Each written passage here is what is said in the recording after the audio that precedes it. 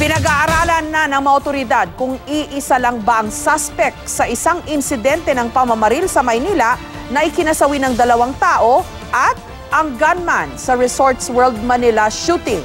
Ayon sa isang source, malapit si Jesse Carlos sa 2 biktima. May exclusive report si Ivan Mayrina. Ito ang aktwal na kuha ng pagtaob ng mamahaling sasakyan kung saan natagpo ang patay ang 2 taong huling nakasama raw ng gunman sa pag-atake sa Resorts World Manila na si Jesse Carlos. Huling-huli rin sa kuha ng CCTV, mag-aalas 10 ng gabi ng June 1 sa Paco, Maynila, ang paglabas ng isang lalaki mula sa sasakyan. Naka-dark colored t-shirt, light colored pants, malaking tao at katamtaman ng pangangatawang pagkakalarawan sa kanya ng mga nakasaksi sa aksidente na naglakad lang daw papalayo. Ang tumbok na investigasyon ng pulis, si Carlos, ang lalaking lumabas sa sasakyan na kalaunay nakita sa isa pang CCTV na nagmamadaling bumalik sa kanilang bahay sa Santa Cruz, Maynila, pasado alas 10 ng gabi ring yon.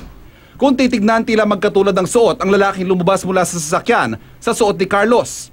Patay sa insidenteng yon sina Attorney Elmer Mitra at Alvin Cruzin na parehong may mga tama ng bala sa ulo. Nauna lang sinabi ng SPD na iniimbestigahan nilang koneksyon ni Carlos sa kaso ng pagpatay sa Paco, Maynila.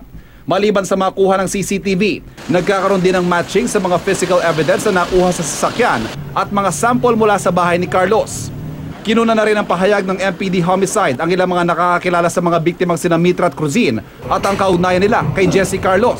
Hindi nagpaunlak ng panayam ang mga saksi at ang pulisya, pero ayon sa isang source, kinumpirma nilang malapit si Jesse Carlos sa 2 biktima bagamat hindi pa malinaw sa ngayon kung may motibo ito para gawa ng masama ang dalawa. Inilibing na kanina si Cruzin pero nananatiling tikom ang bibig ng kanyang pamilya hanggang ngayon. Ivan Mayrina, GMA News.